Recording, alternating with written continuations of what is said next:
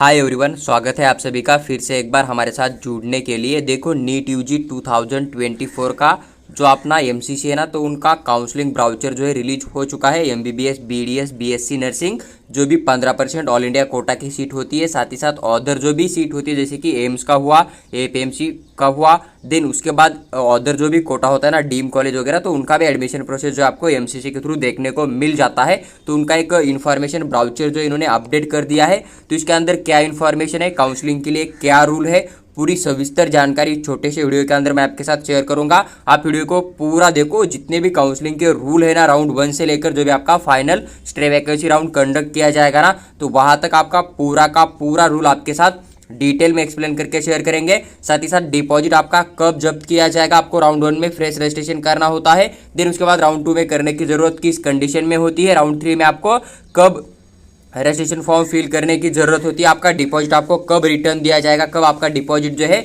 Government खुद रख लेगा, आपको रिटर्न नहीं मिल जाएगा। तो जो भी एक रूल होते हैं, चॉइस फिलिंग के लिए क्या रूल है, सीट अलॉटमेंट के लिए क्या रूल है, पूरी जानकारी छोटे से वीडियो के अंदर मैं आपके साथ शेयर करूंगा। आप वीडियो को पूरा देखो, आपका हर एक डाउट यहाँ पर क्लियर सॉल्व हो जाएगा। देखो यहाँ पर अगर बात करें हम, सबसे पहले तो यहाँ पर इन्होंने बच्चों के लिए कुछ इन्फॉर्मेशन मेंशन किया हुआ आपको देखने को मिल जाएगा। देखो यहाँ पर इन्होंने साफ साफ मेंशन किया है कि जो क्वालिफाई एंड एलिजिबल स्टूडेंट है ना, उनको क्या करना पड़ेगा, एमसीसी का जो ऑफिशियल वेबसाइट होता है ना www.mcc.nic.in, तो उसके ऊपर जाके आपको पार्टिसिपेट करना पड़ेगा काउंसलिंग प्रोसेस के अंदर। देन उसके बाद आपको सीट अलॉटमेंट किया जाएगा। और यहाँ पर इन्होंने यही मेंशन किया है कि MCC does not allot any seat either on nomination basis और मैन्युअली, आपका कोई भी नॉमिनेशन बेसिस या फिर मैनुअली सीट अलॉटमेंट नहीं किया जाएगा। आपको जो भी एडमिशन प्रोसेस आपका हो जाएगा ना सीट अलॉटमेंट के लिए, तो पूरा का पूरा आपको एमसीसी का जो ऑफिशियल वेबसाइट है ना, वहां पर जाके अपना एप्लीकेशन फॉर्म फिल करना है, चॉइस फिलिंग देना है। उसके बाद ही आपको जो अपना मेरिट लिस्ट होता है ना, उसके हिसाब से आपको यहाँ पर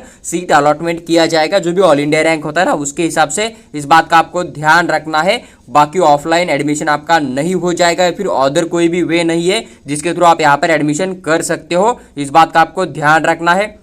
देखो उसके बाद इन्होंने यहाँ पर कुछ बेसिक बातें मेंशन की है, जैसे कि इन्होंने यहाँ पर मेंशन किया है कि ऑल जो भी क्वेश्चंस एंड स्कीम है ना काउंसलिंग के, जो कि आपको यहाँ पर मैंडेटरी है, ऑप्शनल नहीं है। इस बात का आपको ध्यान रखना है। इसलिए जो भी आपके क्वेश्चन है ना, एमसीसी की वेबसाइट के ऊपर जो भी ब्राउचर के अंदर रूल है, तो वहां पर जो भी स्कीम एंड क्वेश्चन है उसको आप एक बार ध्यान से रीड करिएगा। देन उसके बाद देखो नीचे इन्होंने यहाँ पर सेकंड पॉइंट के अंदर डीम कॉलेज के बारे में भी यही बातें सेम मेंशन की हुई आपको देखने को मिल जाएगी। आप इसे रीड कर सकते हो, थोड़ा सा समझ भी सकते हो। उसके बाद देखो इन्होंने यहाँ पर मेंशन किया है कि जो अपना एप्लीकेशन है ना नीट यूजी काउंसलिंग के लिए, तो आपको यहाँ पर सबमिट करना है online through medical counselling committee, जो कि आपका www.mcc.nic.in का जो ऑफिशियल वेबसाइट है ना, उसके ऊपर जाके आपको यहाँ पर अपना एप्लीकेशन फॉर्म फिल करना है। देन जब आप अपना एप्लीकेशन फॉर्म फिल करते हो ना, तो आपको ऑनलाइन एप्लीकेशन फॉर्म फिल करना है, कोई भी ऑफलाइन मेल के थ्रू या फिर ऑफिस में जाके आपको कोई भी इंफॉर्मेशन यहाँ पर सबमिट नहीं करना है। इस बात का आपको ध्यान रखना है। उसके बाद देखो इन्होंने यहाँ पर 4 नंबर का पॉइंट मेंशन किया है, candidates are further advise to fill application form on their on MCC website. आप खुद जाके अपना जो एमसीसी का वेबसाइट है ना, वहां पर अपना एप्लीकेशन फॉर्म फिल करिएगा। आप यहाँ पर किसी एजेंट के थ्रू या फिर जो थर्ड पार्टी मेंबर होते हैं ना, तो उनके थ्रू अपना एप्लीकेशन फॉर्म मत फिल करिएगा। इन्होंने बात यहाँ पर क्यों मेंशन किया है, क्योंकि अगर आप यहाँ पर गलती से भी, मान लीजिए कि कोई बच्चा राउंड 2 के अंदर यहाँ पर एप्लीकेशन फॉर्म फिल कर रहा है, मान लीजिए कि आपने गलती से भी कैटेगरी अपना गलत डाल दिया, या फिर अपना अदर जो भी इन्फॉर्मेशन होता है ना, पर्सनल इन्फॉर्मेशन, वो अगर आपने गलत डाल दिया, डॉक्यूमेंट गलत डाल दिया, और आपका अगर यहाँ पर सीट अलॉटमेंट हो गया, देन आप वहां पर ज्वाइन नहीं कर रहे हो, इनकेस डीम कॉलेज में या फिर जो भी गवर्नमेंट कॉलेज है उनके अंदर अगर आप एडमिशन नहीं कर पा रहे हो, आपको वहां पर कॉलेज रिजेक्ट कर दे रहा है ना, तो फिर आपका जो भी डिपॉजिट लिया जाएगा ना, आपको रिफंड नहीं मिल जाएगा। तो ये प्रॉब्लम आपके साथ तो बहुत बड़ा आ सकता है। और आप जब कैफे के ऊपर फॉर्म फिल करते के लिए जाओगे ना, देन आप वहां पर एक बार चेक जरूर कर लीजिएगा, क्योंकि वहां पर आपकी मिस्टेक हो जाएगी तो देन आपको रिजेक्ट किया जाएगा।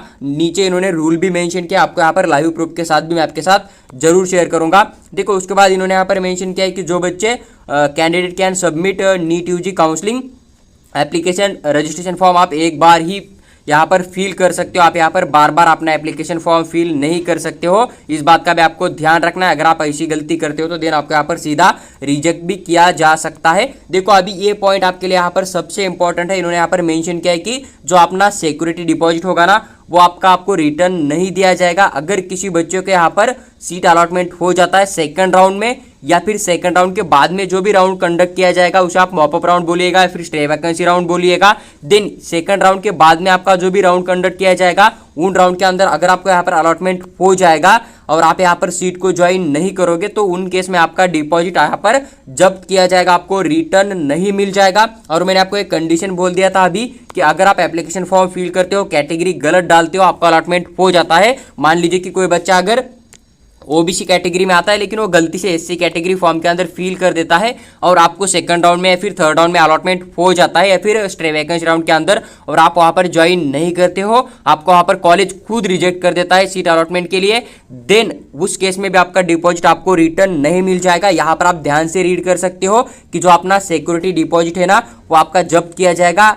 अगर आप यहाँ पर एडमिशन कैंसिल हो जाता है, एनी रीजन कोई भी कारण की वजह से आपका एडमिशन कैंसिल हो जाता है, एग्जांपल इन्होंने मेंशन किया है, in case candidates give wrong information at the time of registration form fill करते हो, आप वहाँ पर रॉन्ग इन्फॉर्मेशन फिल करते हो, आपको सीट अलॉटमेंट हो जाता है, आप यहाँ पर एडमिशन के लिए जाते हो, लेकिन जब कॉलेज आपका डॉक्यूमेंट वेरीफाई करेगा या फिर रिपोर्टिंग के टाइम आपके पास रिक्वायर्ड डॉक्यूमेंट प्रेजेंट नहीं है तो उस टाइम आपको यहाँ पर एडमिशन प्रोसेस से रिजेक्ट किया जाएगा और उस केस में भी आपका डिपॉजिट आपको रिटर्न नहीं दिया जाएगा। अगर कोई गवर्नमेंट के लिए जा रहा है देन डिपॉजिट थोड़ा सा कम हो सकता है, लेकिन अगर आप डीम के लिए जा रहे हो ना तो डिपॉजिट बहुत ज़्यादा होता है। इसलिए आपको जो एप्लीकेशन फॉर्म फिल करना है ना केयरफुली फिल करना है, इस बात का आपको ध्यान रखना है। इसलिए इन्होंने यहाँ पर मेंशन किया था कि अपना एप्लीकेशन फॉर्म आप एमसीसी के ऑफिशियल वेबसाइट के ऊपर जाके खुद फिल करिएगा, उसे वेरीफाई करिएगा, आप किसी भी थर्ड पार्टी के थ्रू अपना एप्लीकेशन फॉर्म यहाँ पर मत फिल करिएगा। उसके बाद देखो इन्होंने यहाँ पर वही बातें मेंशन की कि कैंडिडेट में kindly note that registration of NEET UG counselling does not confirm by automatic rights to ensure undergraduate seat, यही इन्होंने मेंशन किया है। जो कि आपका सिलेक्शन ऑफ एडमिशन रहेगा ना वो जो कि आपका institute recognised by running undergraduate course जो भी इंडियन मेडिकल काउंसलिंग होता है ना एक्ट 1906, तो वही बातें इन्होंने मेंशन की। आप इसे एक बार रीड कर सकते हो, कोई प्रॉब्लम आपको यहाँ पर देखने को नहीं मिल जाएगा। देखो candidate should ensure that all information जो भी आप फिल करते हो ना online submission application registration form के टाइम, तो आपको पूरा का पूरा यहाँ पर करेक्ट एंड फैक्चुअल फिल करना है, कोई भी गलत इन्फॉर्मेशन आप मत डालिएगा। अगर आप कोई भी यहाँ पर रॉन्ग इन्फॉर्मेशन फिल करते हो तो आपको यहाँ पर रिजेक्ट भी किया जाएगा और उसका कोई भी जो है चेंज भी नहीं किया जाएगा, इस बात का आपको ध्यान रखना है। देखो उसके बाद इन्होंने यहाँ पर और एक पॉइंट मेंशन किया है कि MCC does not change edit modify alternate any information जैसे कि name date of birth category nationality domicile जो भी कॉन्टैक्ट डिटेल होती है ना अपनी, तो कोई भी यहाँ पर चेंज नहीं किया जाएगा। ये बातें इन्होंने यहाँ पर मेंशन किया हुआ आपको नजर आ जाएगा। The data enter by the candidate at the time of registration NTA portal will be pre-populated and will be use counselling process. देखो जो भी डाटा आप यहाँ पर फिल करोगे ना वही डाटा आपका यहाँ पर आगे चल के काउंसलिंग प्रोसेस के अंदर इस्तेमाल किया जाएगा, यही बातें इन्होंने यहाँ पर मेंशन की है। अगर बात करें यहाँ पर एलिजिबिलिटी क्या है तो एलिजिबिलिटी अंदर कोई आपको चेंज देखने को नहीं मिल जाएगा। आप जस्ट नीट यूजी 2024 का एग्जाम क्वालिफाई किए हुए चाहिए, फिजिक्स केमिस्ट्री जो भी आपका बायोलॉजी सब्जेक्ट होता है इंग्लिश होता है ना उसके अंदर आप पास होने चाहिए। मिनिमम आपका स्कोर जो है परसेंटाइल के अंदर 50 परसेंटाइल मार्क होना चाहिए। देखो अगर फिजिक्स केमिस्ट्री बायोलॉजी के अंदर आपका 50 परसेंटाइल मिनिमम होना चाहिए, जो कि बच्चे जनरल में आते हैं उनके लिए यही रूल है। देन उसके बाद अगर कोई बच्चा रिजर्व कैटेगरी में आता है, जैसे कि बात करें आप यहाँ पर शेड्यूल कास्ट के अंदर आते हो, शेड्यूल ट्राइब्स के अंदर आते हो या फिर अदर बैकवर्ड क्लासेस के अंदर आते हो, तो देन अपना यहाँ पर फिजिक्स केमिस्ट्री बायोलॉजी के अंदर टोटल 40 मार्क्स जो है परसेंटाइल के अंदर होना चाहिए। 50 परसेंटाइल मार्क्स आपका यहाँ पर जनरल ईडब्ल्यू जो भी कैंडिडेट्स होते हैं ना उनके लिए होना चाहिए इन रिस्पेक्ट पीडब्ल्यूडी, इस बात का आपको ध्यान रखना है। तो वही जो है लास्ट ईयर का जो क्वालिफाई मार्क्स था ना वही आपको यहाँ पर देखने को मिल जाएगा। नीचे यहाँ पर थोड़ा सा बातें आप यहाँ पर रीड कर सकते हो। इन्होंने यहाँ पर साफ साफ मेंशन किया है कि जो भी आपका स्टाइफंड होगा, फी स्ट्रक्चर होगा या फिर जो भी आपका कोर्स ड्यूरेशन होगा, बॉन्ड अमाउंट होगा या फिर जो भी सर्विस होगा ना रूरल एरिया में जाके आपको देना पड़ेगा, तो पूरी की पूरी जो इन्फॉर्मेशन होती है ना इसकी कोई भी रिस्पॉन्सिबिलिटी एमसीसी नहीं लेता है, इस बात का आपको ध्यान रखना है। जो भी इन्फॉर्मेशन होती है फीस के लिए, बॉन्ड्स के लिए या फिर जो भी आपका पेमेंट वगैरह या फिर जो भी आपको इंटर्नशिप के अंदर कुछ अमाउंट में सैलरी दिया जाता है या फिर जो भी लोकल सर्विस यहाँ पर देना पड़ता है ना, तो वो आपको पूरा का पूरा जो भी ऑफिशियल वेबसाइट होता है ना कॉलेज का, तो वहाँ पर जाके आपको चेक करना है। यही बातें इन्होंने यहाँ पर मेंशन किया है, इसका कोई भी जो है ना एमसीसी के थ्रू आपका जवाबदारी नहीं लिया जाएगा, इस बात का आपको ध्यान रखना है। वही बातें इन्होंने यहाँ पर मेंशन की हुई आपको नजर आ जाएगी। देखो, candidates are advise to confirm their eligibility, जो भी आपकी एमसीसी वेबसाइट होती है ना, वहां पर आप जाके चेक कर सकते हो, या फिर सेंट्रल यूनिवर्सिटी या फिर जो भी आपका जिपमर होता है ना, तो वहां पर भी जाके आप अपना एक बार जरूर चेक कर लीजिए कि उनकी एलिजिबिलिटी क्या होती है। तो उनके भी ब्राउचर जो भी रिलीज हो चुके हैं, मैंने अपने टेलीग्राम ग्रुप के अंदर भी डाल दिए हैं, तो वहां पर भी आप जाके एक बार जरूर चेक कर लीजिएगा। देखो, इन्होंने यहाँ पर फिर से वही बात मेंशन की कि जो स्टूडेंट अप्लाई करेंगे ना, उनको एक बार कंफर्म कर लेना है फी स्ट्रक्चर है, जो भी अदर एडिशनल फीस होती है ना कॉलेज की, जैसे कि स्पेसिकली इन्होंने यहाँ पर डीम यूनिवर्सिटी के लिए मेंशन किया है। अगर आप यहाँ पर चॉइस फिलिंग कर रहे हो या फिर काउंसलिंग के अंदर पार्टिसिपेट कर रहे हैं ना, तो एक बार जो डीम यूनिवर्सिटी का फीस वगैरह होता है, या फिर सब ऑल इंडिया कोटा के जो कॉलेज होते हैं ना, जिनका कि हाई फी स्ट्रक्चर होता है ना, तो उनकी जो ऑफिशियल वेबसाइट होती है ना, वहां पर जाके आप एक बार पूरा डिटेल जो है यहाँ पर कलेक्ट कर लीजिएगा। क्योंकि जो फीस वगैरह होता है, जो भी बॉन्ड वगैरह होता है ना, उनकी कोई भी जवाबदारी जो अपना एमसीसी मेडिकल काउंसलिंग कमेटी होता है ना, वो यहाँ पर नहीं लेता है। इन्होंने यहाँ पर साफ साफ मेंशन भी किया है कि MCC of DGHS take no responsibility of the fee structure of college and will be no entire any request complaint regarding the fee structure. ये पॉइंट इन्होंने यहाँ पर मेंशन किया है। इसलिए अगर आप डीम में एडमिशन करना चाहते हो या फिर किसी कॉलेज के अंदर एडमिशन करना चाहते हो ना, तो उसका फीस क्या है, उसका बॉन्ड क्या है, वो पूरी जानकारी आप कॉलेज का ऑफिशियल वेबसाइट या फिर जो भी यूनिवर्सिटी होता है ना, उनके थ्रू कलेक्ट कर लीजिएगा। उसके बाद ही आप यहाँ पर काउंसलिंग के अंदर पार्टिसिपेट कर सकते हो। इस बात का आपको ध्यान रखना है। जैसे कि आप एप्लीकेशन फॉर्म फिल करोगे, डिपॉजिट वगैरह पे करोगे और सेकंड थर्ड राउंड में कोई भी कॉलेज उठा के डाल दोगे, फिर आपको अलॉटमेंट हो जाएगा, आप ज्वाइनिंग के लिए जाओगे, लेकिन आप उस कॉलेज का फीस ही ना पे कर पाओगे ना,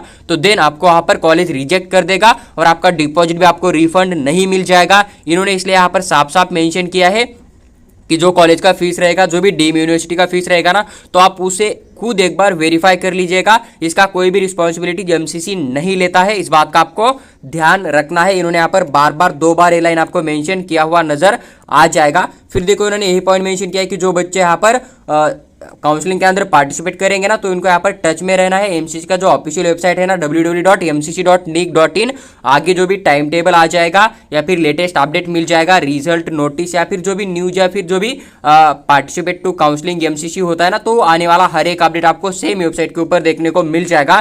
तो आप यहाँ पर एक बार एक्टिव जरूर रहिएगा। उसके बाद देखो, यहाँ पर इन्होंने मेंशन किया है कि MCC DGS reserve is absolutely right to alter, modify और अप्लाई एनी और सम इंस्ट्रक्शन गाइडलाइंस जो भी होते हैं ना, वो उसके बारे में इन्होंने यहाँ पर बातें मेंशन की। तो आप इसे एक बार जरूर रीड कर सकते हो, कोई आपको यहाँ पर ज्यादा मतलब डिफिकल्टी नहीं नजर आ जाएगा। देखो, no communication will be directly sent to the candidates, मतलब एमसीसी के और आपके बीच में कोई डायरेक्ट कम्युनिकेशन नहीं हो जाएगा। आप यहाँ पर कोई प्रॉब्लम आ रहा है तो इनके साथ मेल के ऊपर बात कर सकते हो, जो भी अपना रजिस्टर मेल होता है ना, उस हिसाब से, या फिर जो भी आने वाला कोई भी इंफॉर्मेशन होगा तो आपको सीधा एमसीसी के ऑफिशियल वेबसाइट के ऊपर देखने को मिल जाएगा। तो आपको एमसीसी के ऑफिशियल वेबसाइट के ऊपर एक्टिव होना पड़ेगा। अगर आप वहां पर नहीं हो पाते हो, कोई नोटिस रीड करके आपको समझ में नहीं आ जाता है ना, तो सेम चैनल के ऊपर हम आपको हर एक सिंगल नोटिस डिटेल में एक्सप्लेन करके जरूर शेयर करेंगे। देखो, ये 16 नंबर का जो पॉइंट है ना, यही इन्होंने मेंशन किया है कि जो बच्चे काउंसलिंग के लिए अप्लाई करेंगे ना, उनके पास mobile number and mail ID होना चाहिए। क्योंकि जब आप यहाँ पर रजिस्ट्रेशन फॉर्म फिल करोगे NTA website for MCC counselling के लिए, देन आपको यहाँ पर एक ओटीपी डालना होता है ना, तो उसके लिए आपका mobile number and mail ID आपके पास होना चाहिए। और यही mail ID and mobile number आपका काउंसलिंग इंड होने तक चाहिए, क्योंकि जब आपको अलॉटमेंट हो जाएगा ना, तब वहां पर क्या आपको same mobile number mail ID का इस्तेमाल करना होगा। इस बात का आपको ध्यान रखना है।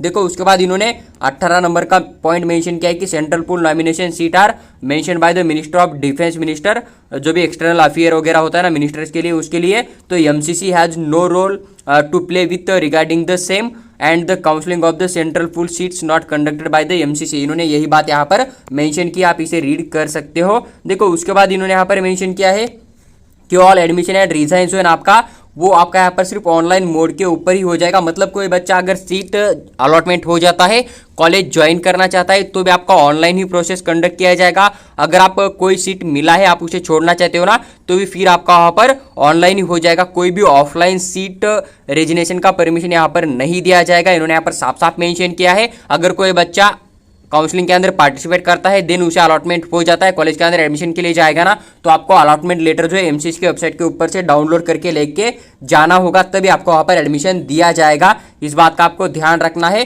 20 नंबर का पॉइंट इन्होंने यहाँ पर मेंशन किया है कि सिक्योरिटी अमाउंट जो है ना आपका रिफंड किया जाएगा। जिस बैंक अकाउंट से आप पेमेंट करोगे ना उसी बैंक अकाउंट के अंदर आपका पैसा आपको रिटर्न मिल जाएगा।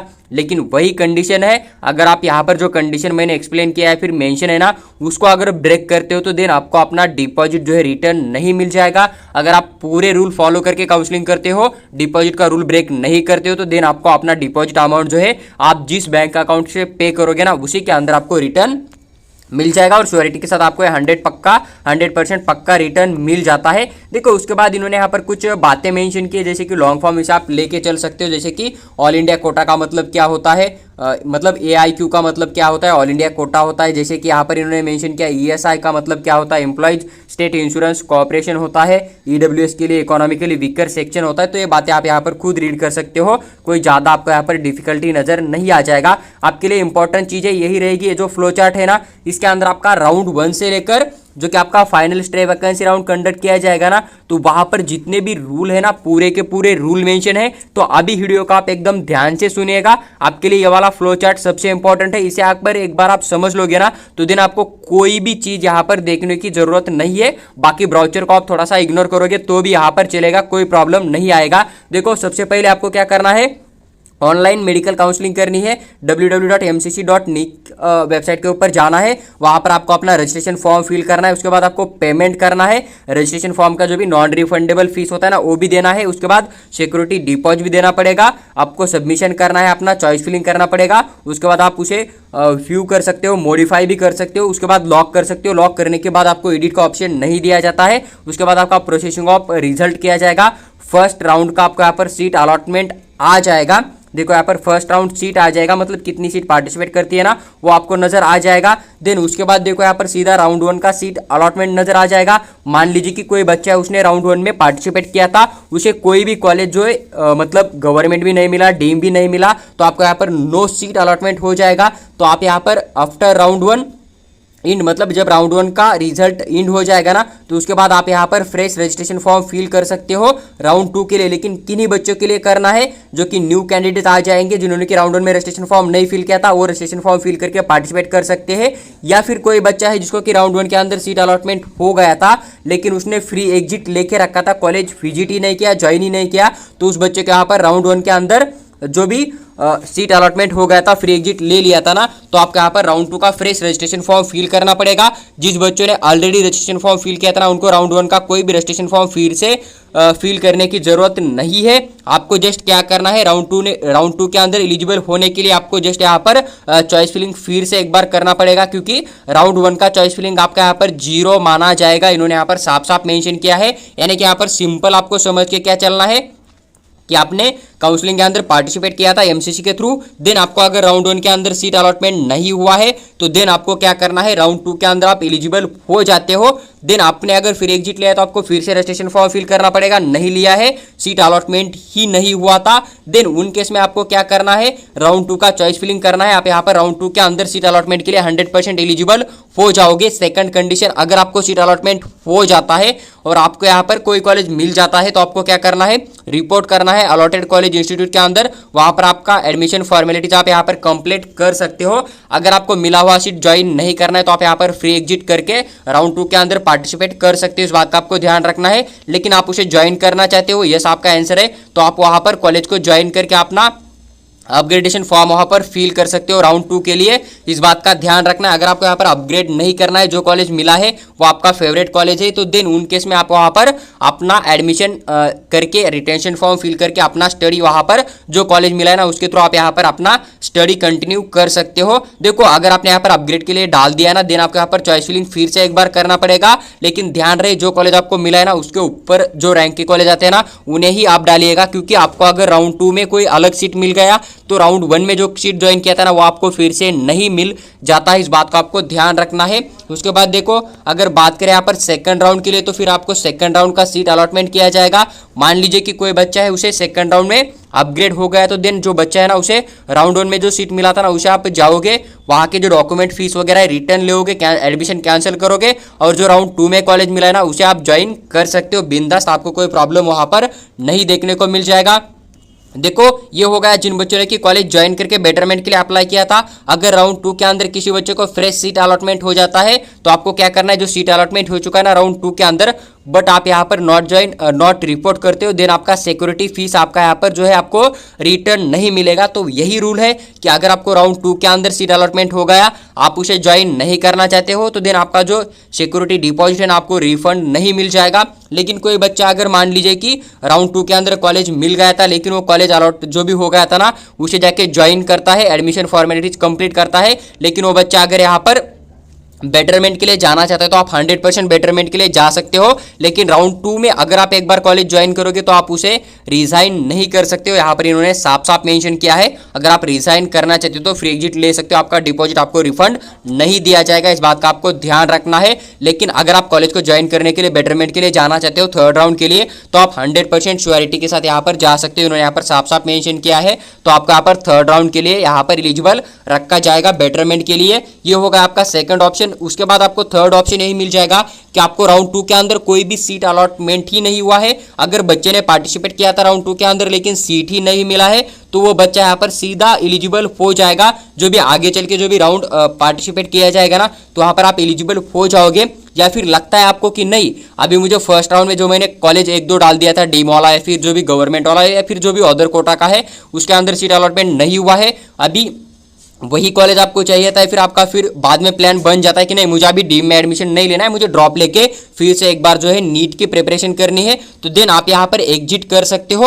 आप यहाँ पर बिल्कुल जो है नीट 2025 का एग्जाम देने के लिए एलिजिबल हो जाओगे, तो आपको सीधा एग्जिट करना है। नेक्स्ट जो भी थर्ड राउंड कंडक्ट किया जाएगा ना, तो वहां पर चॉइस फिलिंग नहीं करनी है, इस बात का आपको ध्यान रखना है। लेकिन अगर आप गलती से भी चॉइस फिलिंग करते हो ना, तो देन आपको यहाँ पर नेक्स्ट ईयर नीट एग्जाम के लिए एलिजिबल नहीं रखा जाएगा। यहाँ पर नीचे इन्होंने रूल भी मेंशन किया हुआ नजर आ जाएगा।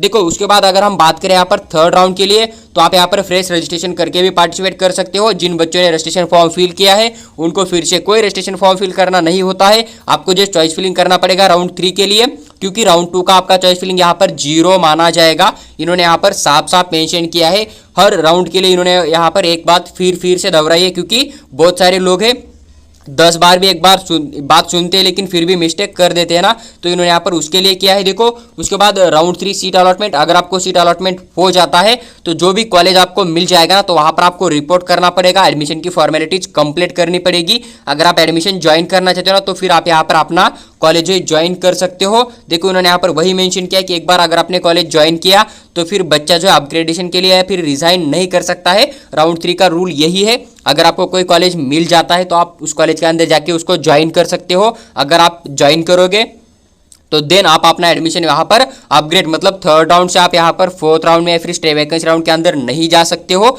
या फिर जो सीट आप ज्वाइन करोगे उसे आप रिजाइन भी नहीं कर सकते हो, इस बात का आपको ध्यान रखना है। इन्होंने फिर वही बातें मेंशन किया है कि अगर कोई बच्चा का अपग्रेड हो जाता है, बेटरमेंट हो जाता है, तो आपको राउंड 2 का जो सीट है ना उसे लीव करना है, डॉक्यूमेंट फीस वगैरह पूरा कलेक्ट करोगे और जो थर्ड राउंड के अंदर कॉलेज मिला है ना उसे ज्वाइन करोगे। यानी कि अगर कोई बच्चा सेकंड राउंड में कॉलेज मिल जाता है फिर उसका थर्ड राउंड में बेटरमेंट हो जाता है ना, तो जो कॉलेज थर्ड राउंड में मिलेगा ना वही आपको लेना पड़ेगा, आपको फिर सेकंड राउंड का कॉलेज नहीं दिया जाता है, इस बात का आपको ध्यान रखना है।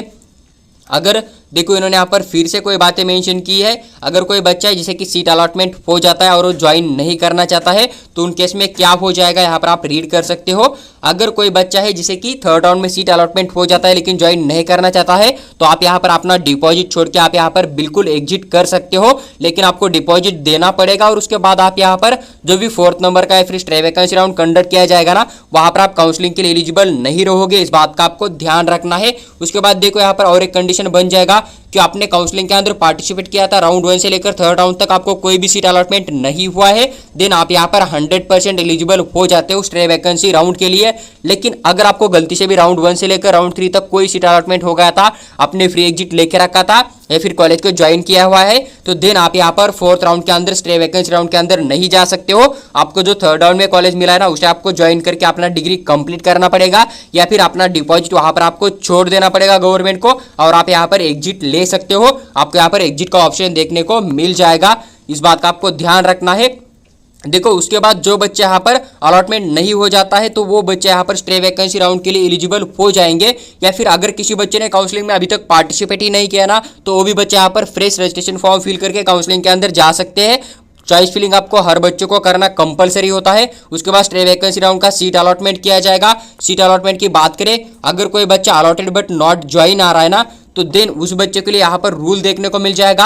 आपका जो डिपॉजिट है वो भी आपका यहाँ पर जब्त किया जाएगा। और साथ ही साथ अगर मान लीजिए कि कोई बच्चे को 4 राउंड स्ट्रे वैकेंसी राउंड के अंदर अलॉटमेंट हो जाता है और आप कॉलेज ज्वाइन नहीं करते हो, तो देन आपका डिपॉजिट वहाँ पर गवर्नमेंट रख लेगा। और उस केस में आपको 1 ईयर जो है ना नीट एग्जाम के लिए भी आपको दूर रखा जाएगा। आप यहाँ पर 1 साल के लिए नीट एग्जाम भी नहीं दे सकते हो। यहाँ पर इन्होंने साफ साफ मेंशन किया है, इसके लिए आप रीड कर सकते हो। अगर आपको कॉलेज मिल जाता है तो आप यहाँ पर जो भी कॉलेज मिला हुआ है ना उसे आप ज्वाइन कर सकते हो। लेकिन अगर आप कॉलेज ज्वाइन करते हो तो देन आप उस सीट को यहाँ पर लीव नहीं कर सकते हो। इस बात को आपको ध्यान रखना है। इसलिए आपको एक ऑप्शन यहाँ पर ये देखने को मिल जाएगा, 4th राउंड के अंदर अगर सीट मिला तो आप उसे ज्वाइन कर सकते हो। उसी कॉलेज के अंदर आपका डिग्री कंटिन्यू हो जाएगा, आप वहाँ से अपना डिग्री कंटिन्यू कर सकते हो, क्योंकि बाद में आप सीट को रिजाइन नहीं कर सकते हो या फिर अपना एडमिशन कैंसिल नहीं कर सकते हो। इन्होंने यहाँ पर साफ साफ मेंशन किया है। सेकंड कंडीशन यही बन जाएगा कि आप यहाँ पर अपना डिपॉजिट गवर्नमेंट को छोड़ दीजिए, उनको दे दीजिएगा और आप यहाँ पर 1 साल नीट एग्जाम से दूर रहिएगा। देन उसके बाद आप एग्जाम दे सकते हो। तो आपके लिए 2 ऑप्शन यहाँ पर देखने को मिल जाएगा। इन्होंने यही बात मेंशन किया, आप नीचे ब्राउचर को एक बार रीड कर लीजिएगा। लेकिन यहाँ पर जितने रूल है ना, यही रूल इन्होंने राउंड 1, राउंड 2, राउंड 3 या फिर स्ट्रे वैकेंसी राउंड के लिए फिर से मेंशन किया हुआ है। आप उसे भी एक बार रीड कर सकते हो। लेकिन ये पूरा अगर आप फ्लो चार्ट समझ लोगे ना तो देन आपको नीचे रीड करने की कोई ज़रूरत नहीं पड़ेगी। देखो इसी के बाद इन्होंने यही बातें मेंशन की कि नीट यूजी काउंसलिंग की क्या होता है, रोल ऑफ एमसीसी क्या है, इसे आप एक बार खुद रीड कर लीजिएगा। ऑल इंडिया कोटा के लिए क्या होता है, डीम यूनिवर्सिटी के लिए क्या होता है, एम्स के लिए क्या होता है, ईएसआई कोटा के लिए क्या होता है, सेंट्रल यूनिवर्सिटी का सीट रिजर्वेशन क्या होता है, सीट चेंज किस तरह से किया जाता है। जैसे कि अगर कोई बच्चा मतलब मान लीजिए कि एससी कैटेगरी का है, फिजिकल हैंडीकैप का, वो अगर वहाँ पर अप्लाई ही नहीं करेगा तो बचा हुआ सीट किस कोटा को, किस कैटेगरी को दिया जाएगा, तो वही बातें आपको यहाँ पर देखने को मिल जाएगा। देखो ये वाला भी बातें आप यहाँ पर इसे रीड कर सकते हो, आपको आसानी से समझ में आ जाएगा। लेकिन मेन रूल आपके लिए यही है जो कि उन्होंने ऊपर काउंसलिंग के अंदर जो भी रूल मेंशन किया ना वो आपके लिए यहाँ पर इंपॉर्टेंट रहेगा। बाकी ये रोल ऑफ एमसीसी क्या होता है, एमसीसी आपको जस्ट अलॉटमेंट कराएगा, सीट किस किस कॉलेज के अंदर कराएगा, कितनी % सीट के लिए कराएगा ना, तो ये पूरी डिटेल इन्होंने यहाँ पर मेंशन की है। जैसे कि बेसिकली आप यहाँ पर देख सकते हो एमसीसी के ऊपर अगर आप काउंसलिंग का फॉर्म फिल कर सकते हो तो 15% ऑल इंडिया कोटा जितने भी एमबीबीएस बीडीएस के सीट होते हैं ना गवर्नमेंट के, तो पूरे के पूरे फिल किया जाएगा। 100% एमबीबीएस बीडीएस की सीट होती है बीएचयू ओपन के लिए। एम्स का ओपन सीट होता है 100% MBBS seat, AIIMS across India के अंदर फिल किया जाएगा। जिपमर का ओपन, पॉन्डिचेरी एंड जो भी केरिकल मेंशन है ना उनका सीट फिल किया जाएगा। एएमयू का ओपन का सीट फिल किया जाएगा। 15% all India quota DU IP university का भी फिल किया जाएगा। वही जामिया ओपन स्टेट जो है ना उनका भी सीट यहाँ पर फिल किया जाएगा। 15% ऑल इंडिया कोटा जो भी ईएसआई सी होता है ना उनका भी फिल किया जाएगा। तो वही बातें इन्होंने यहाँ पर है। अगर बात करें रिजर्वेशन पॉलिसी के लिए तो एससी कैटेगरी के लिए 15% सीट होती है, एसटी के लिए 7.5% होती है, ओबीसी के लिए आपको यहाँ पर 27 नजर आ जाएगा, ईडब्ल्यूएस के लिए यहाँ पर 10% होता है, फिजिकल हैंडीकैप के लिए 5% सीट नजर आ जाएगा। और ये जो रिजर्वेशन है ना ऑल इंडिया कोटा का, तो ये सेम आपको अदर जो भी यहाँ पर जितने भी कोटा के थ्रू या फिर जितने भी एम्स कॉलेज होते हैं या फिर जो भी अदर जिपमर वगैरह होता है या फिर आर्म फोर्स होता है ना, तो वहाँ पर आपको लगभग सेम देखने को मिल जाएगा। बस आपको बात ध्यान रखनी है, इन्होंने ब्राउचर के अंदर नीचे भी मेंशन किया है कि जैसे आप एम्स के अंदर करना चाहते हो ना तो उनका ब्राउचर आप रीड करिएगा, जिपमर का ब्राउचर या फिर एम्स का ब्राउचर आप रीड करिएगा, क्योंकि उनकी काउंसलिंग जो है उनके हिसाब से हो जाएगी। इन्होंने यहाँ पर साफ साफ मेंशन किया है, तो वो भी रूल एक बार आप जरूर रीड करिएगा। देखो उसके बाद नीचे आप आ जाओगे तो इन्होंने ऑल इंडिया कोटा की एलिजिबिलिटी मेंशन किया है। एलिजिबिलिटी की बात करें तो बच्चे नीट यूजी क्वालिफाई होने चाहिए, डोमासाइल आपको नहीं लगेगा। पीसीबी की जो भी बातें इन्होंने ऊपर मेंशन किया ना वही आपको यहाँ पर देनी पड़ेगी कैटेगरी के हिसाब से। इस बात का आपको ध्यान रखना है। सेम आपको एलिजिबिलिटी देखने को मिल जाएगा। देखो कंजर्वेशन ऑफ सीट किस तरह से हो जाएगा। मान लीजिए कि कोई एसटी कैटेगरी का फिजिकल हैंडीकैप का सीट है लेकिन वो बच्चा काउंसलिंग के अंदर पार्टिसिपेट ही नहीं करता, वो 3rd राउंड तक सीट फुल नहीं हो जाता है ना, तो देन 4th राउंड के अंदर वही सीट जो है एसटी कैटेगरी के जनरल बच्चों को दिया जाएगा। उसके बाद एससी फिजिकल हैंडीकैप का एससी बच्चों को दिया जाएगा, अनरिजर्व फिजिकल हैंडीकैप का अनरिजर्व वाले बच्चों को दिया जाएगा, ओबीसी फिजिकल हैंडीकैप का ओबीसी वाले बच्चों को दिया जाएगा। अगर कोई एसटी कैटेगरी का सीट वैकेंट होता है, बच्चा ही नहीं मिलता है, दोनों एससी कैटेगरी वाले बच्चों को दिया जाएगा। एससी ईडब्ल्यूएस एनआरआई कोटा का अगर सीट कोई वैकेंट हो जाता है तो फिर वो लास्ट में जनरल कैटेगरी के थ्रू फिल किया जाएगा। इस बात का आपको ध्यान रखना है। और ये लाइन जो है ना हर पेज के ऊपर इन्होंने मेंशन किया है कि एमसीसी जो है ना कोई भी सीधा एडमिशन नहीं कराता है, नॉमिनेशन बेसिस के ऊपर अलॉटमेंट नहीं कराता है। जितना भी अलॉटमेंट हो जाएगा ऑल इंडिया रैंक के हिसाब से ऑनलाइन ही सीट अलॉटमेंट किया जाएगा। ये लाइन आपको हर पेज के ऊपर देखने को मिल जाएगा। देखो डीम यूनिवर्सिटी का जो भी काउंसलिंग चलता है ना, इन्होंने उसके बारे में भी बातें यहाँ पर मेंशन किया है, जो कि सुप्रीम कोर्ट का ऑर्डर वगैरह, तो आप इसे रीड कर सकते हो। बस जो बात इन्होंने मेंशन किया था ना, जो कि आपका डीम कॉलेज होता है ना, उनका फीस स्ट्रक्चर आप खुद एक बार चेक कर लीजिएगा, क्योंकि वो फीस कॉलेज के हिसाब से लिया जाएगा, या फिर जो भी रेगुलर वेबसाइट होती है ना, जैसे कि महाराष्ट्र स्टेट के गवर्नमेंट या फिर प्राइवेट कॉलेज के लिए एक वेबसाइट होता है फीस रेगुलर अथॉरिटी, या फिर ऑफिशियल कॉलेज का वेबसाइट जो होता है ना, उसके ऊपर जाके आप एक बार फीस स्ट्रक्चर वगैरह चेक कर लीजिएगा। तो वही आपको यहाँ पर रिक्वायरमेंट होता है कि वहाँ पर जितनी फीस मेंशन होगी ना, उतनी आपको देनी पड़ेगी। अगर आप डीम यूनिवर्सिटी का एलिजिबिलिटी देखोगे तो बच्चा जस्ट नीट एग्जाम क्वालिफाई होना चाहिए, डोमासाइल फ्री होना चाहिए।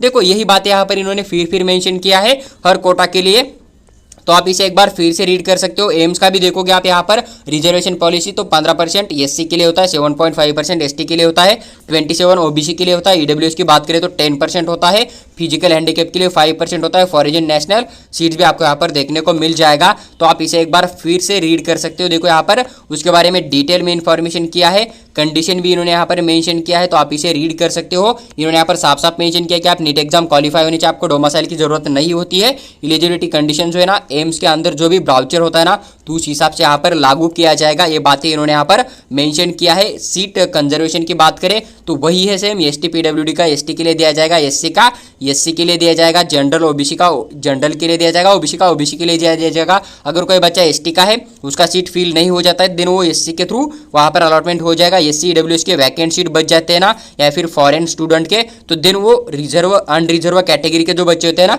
उनके लिए दिया जाता है। फिर इन्होंने यहाँ पर यही बड़ी वाली लाइन लिखी है कि कोई भी एमसीसी सीधा एडमिशन नहीं कराता है, पूरा प्रोसेस ऑल इंडिया रैंक के बेसिस के ऊपर ही किया जाएगा। ईएसआई वाला जो रीजन होता है, एक कोटा होता है ना, उसके थ्रू अगर आप करना चाहते हो तो आपके पास रिजर्वेशन पॉलिसी तो आपको सेम ही नजर आ जाएगा, उसके अंदर कोई डिफरेंस नहीं नजर आ जाएगा। आप यहाँ पर एक बार चेक कर सकते हो। एलिजिबिलिटी नीचे इन्होंने मेंशन किया है, जो कि स्टूडेंट अप्लाई करना चाहते हैं ना, ward of ensure person certificate आपके पास होना चाहिए। कैंडिडेट शुड हैव क्वालिफाई होना चाहिए all India examination NEET UG, आपने यहाँ पर क्वालिफाई किया हुआ चाहिए 2024 के अंदर ही कंपलसरी है, इस बात का ध्यान रखना है। डोमासाइल की जरूरत आपको नहीं होती है।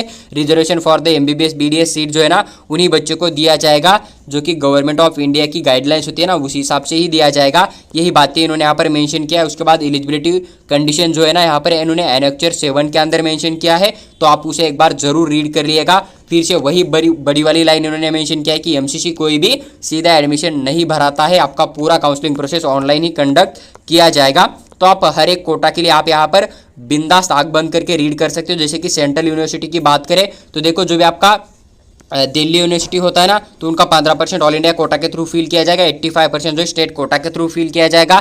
जो कि बाकी सेंट्रल यूनिवर्सिटी के नेम मेंशन, इनका भी 15% ऑल इंडिया कोटा के थ्रू हो जाएगा, 85% स्टेट कोटा के थ्रू फिल किया जाएगा। जैसे कि महाराष्ट्र गवर्नमेंट के जितने भी गवर्नमेंट एमबीबीएस कॉलेज है ना, 15% ऑल इंडिया कोटा के थ्रू फिल किया जाएगा, 85% स्टेट काउंसलिंग के थ्रू आपको नजर आ जाएगा। इस बात का आपको ध्यान रखना है। उसके बाद देखो यहाँ पर कुछ रूल इन्होंने मेंशन किया है, वो भी कोई खास इंपॉर्टेंट नहीं, आपको जैसे ब्राउचर के अंदर जो भी राउंड 1 से लेकर राउंड 3 तक रूल है ना, वही आपको ध्यान से रीड करने हैं। बाकी जो यहाँ पर सीट कंजर्वेशन है ना, इनका भी आप देख सकते हो, सेम आपको देखने को मिल जाएगा। अगर कोई एसटी सीडब्ल्यू वाला बच्चा है ना, तो उसका एससी सीडब्ल्यू वाले बच्चों को अलॉटमेंट किया जाएगा। अगर कोई एससी सीडब्ल्यू का सीट वैकेंट होता है ना, तो वो अनरिजर्व सीडब्ल्यू वाले बच्चों को दिया जाएगा। ओबीसी सीडब्ल्यू का यहाँ पर नील मेंशन किया है। ईडब्ल्यू का अगर कोई सीट वैकेंट हो जाता है तो अनरिजर्व के थ्रू फिल किया जाएगा। तो सीट कंजर्वेशन भी आपको लगभग हर कोटा के लिए, हर कॉलेज के लिए आपको सेम देखने को मिल जाएगा। देखो, जो कि आपका दिल्ली यूनिवर्सिटी होता है, इसका 15% सीट ऑल इंडिया कोटा के थ्रू फिल किया जाएगा, 85% सीट आपका स्टेट काउंसलिंग के थ्रू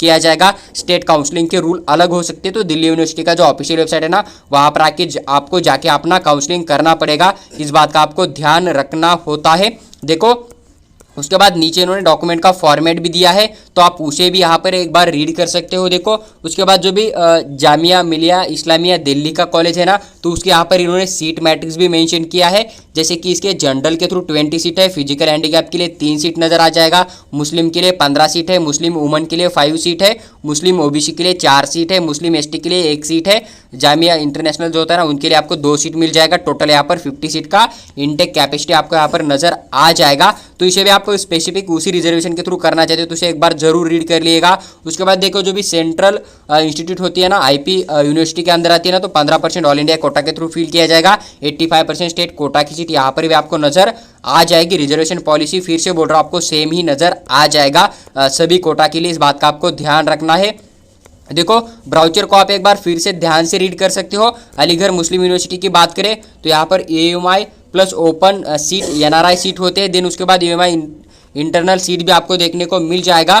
तो इसके थ्रू आप जाना चाहते हो तो एलिजिबिलिटी आप यहाँ पर चेक कर सकते हो। एलिजिबिलिटी कंडीशन जो है ना, AMU internal candidate given AMA authority जो है ना, वहाँ पर आपको एनेक्चर 9 के ऊपर जो एलिजिबिलिटी कंडीशन मिल जाएगी। उसके अंदर अगर आप आते हो तो फिर आप यहाँ पर 100% एलिजिबल हो जाओगे। फिर उन्होंने यहाँ पर वही बात बोल दी कि उनका ऑफिशियल वेबसाइट है ना, वहाँ पर जाके अपनी एलिजिबिलिटी आप एक बार जरूर चेक कर लीजिएगा। MCC इसके अंदर कोई भी रोल प्ले नहीं करता है, पूरा काउंसलिंग आपको उसी के थ्रू करना है। वो जो रूल है ना, उस हिसाब से आपको यहाँ पर एलिजिबल रखा जाएगा। MCC का यहाँ पर कोई भी रोल नहीं है। MCC वालों ने यहाँ पर सीधा बात मेंशन किया हुआ आपको देखने को मिल जाएगा। अगर BHU वाला जो यूनिवर्सिटी है ना, तो यहाँ पर 100% ओपन सीट आपको देखने को मिल जाएगा। मतलब आपको डोमिसाइल की जरूरत नहीं है, आप इंडियन बच्चे हो तो आप यहाँ पर 100% अप्लाई कर सकते हो। रिजर्वेशन पॉलिसी आपको फिर से यहाँ पर सेम नज़र आ जाएगा सीट रिजर्वेशन पॉलिसी के लिए। देखो एलिजिबिलिटी की बात करें तो आपको डोमिसाइल की जरूरत नहीं होती, आप नीट एग्जाम क्वालिफाई किए हुए होने चाहिए। अगर बात करें सीट कंजर्वेशन का तो आपको वो भी सेम देखने को मिल जाएगा। इसके अंदर भी आपको कोई चेंज नहीं आ जाएगा।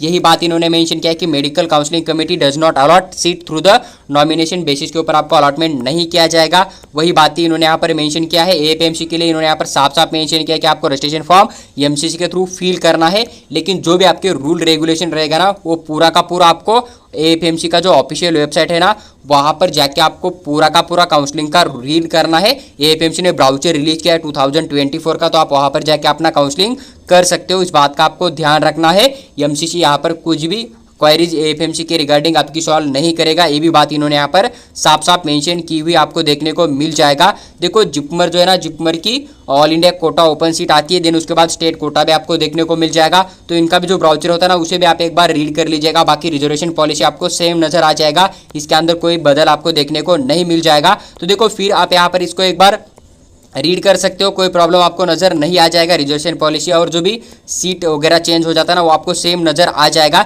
नीचे थोड़ा सा जाओगे ना तो फिर से इन्होंने यहाँ पर एक बार रूल मेंशन किया है। जैसे कि देखो यहाँ पर एप्लीकेशन फॉर्म किस तरह से फिल करना है, छोटी मोटी बातें हैं। आपके पास मोबाइल नंबर, मेल ID चाहिए, आपको OTP के लिए इस्तेमाल किया जाएगा। आपको पूरी की पूरी इन्फॉर्मेशन जो है ना एकदम करेक्टली फिल करनी है। अगर आप कोई काउंसलिंग के अंदर मिस्टेक करते हो तो देन वो आपकी यहाँ पर पर्सनल रिस्पॉन्सिबिलिटी रहेगी। उसके लिए MCC कोई भी रिस्पॉन्सिबिलिटी नहीं लेता है। राउंड 1 के जो रूल मैंने अभी चार्ट के अंदर एक्सप्लेन किया ना, सेम रूल आपको यहाँ पर देखने को मिल जाएगा। तो आप इसे एक बार फिर से रीड कर सकते हो। लेकिन अगर आप चार्ट को ध्यान से रीड करोगे ना, समझ लोगे ना, तो देन आप ना भी रीड करोगे तो आपको कोई प्रॉब्लम नहीं आ जाएगा। लेकिन फिर भी आप यहाँ पर एक बार इसे ध्यान से रीड करिएगा, इस बात का आपको ध्यान रखना है। तो देखो उसके बाद इन्होंने कुछ डॉक्यूमेंट का, या फिर जैसे कि फ्रिक्वेंटली आस्क्ड क्वेश्चन, अगर आपके मन में कोई क्वेश्चन आ जाता है कि रजिस्ट्रेशन फॉर्म किस तरह से फिल करना है, चॉइस फिलिंग किस तरह से फिल करनी है, तो आप इसे एक बार रीड कर सकते हो। लेकिन जब ऑफिशियली एप्लीकेशन फॉर्म को आप लॉगिन करोगे ना, तो आपको स्टेप बाय स्टेप वहाँ पर पूरे डाउट सॉल्व हो जाएंगे। वहाँ पर हर एक इंस्ट्रक्शन मेंशन होता है, फॉर्म किस तरह से फिल करना होता है ना, पूरी इन्फॉर्मेशन वहाँ पर ऑटोमेटिकली आपको नजर आ जाएगी। तो आप इस पॉइंट को अगर थोड़ा सा इग्नोर करोगे तो भी चलेगा, लेकिन आपके पास टाइम फ्री है, देन आप इसे एक बार जरूर रीड करिएगा ताकि आपके और भी डाउट यहाँ पर सॉल्व हो जाएंगे। देखो जो भी एक इन्फॉर्मेशन ब्राउचर के अंदर जितने भी इंपॉर्टेंट रील थे, पूरे मैंने विद डिटेल एक्सप्लेन करके आपके साथ शेयर किए हैं। आपको यहाँ से बस इसी बात का ध्यान रखना है कि आपको अगर सेकंड राउंड या फिर उसके बाद में अगर सीट अलॉटमेंट हो जाता है ना, तो आपका डिपॉजिट आपको नहीं दिया जाएगा।